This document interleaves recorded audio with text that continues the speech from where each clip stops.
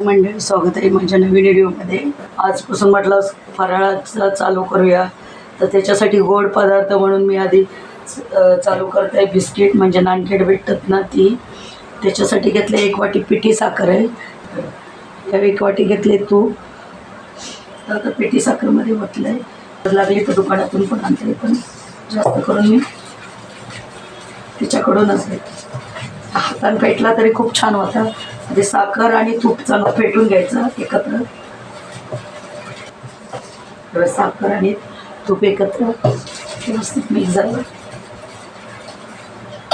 त्याच्यात टाकले मी वाटीभर मैदो, अर्धी वाटी टाकते पीठ, बेसन पीठ. 1 वाटी घेतले मी गव्हाचं पीठ.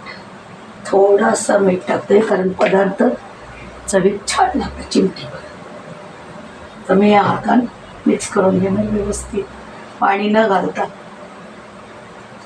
थोडीशी टाकणार वेलची पावडर. मी अशी तयारच आणते मंडळी. अशा प्रकारे मी पीठ मळून घेतलं आहे. हे बघा, टाका आणि थोडंसं ताटात तूप लावून घेतलं. याच्यात मी बेक करणार. नुसती कढई ठेवलं आहे वरती आहे. कढईत फक्त 1 प्लेट टाकलं आहे ताट राहण्यासाठी.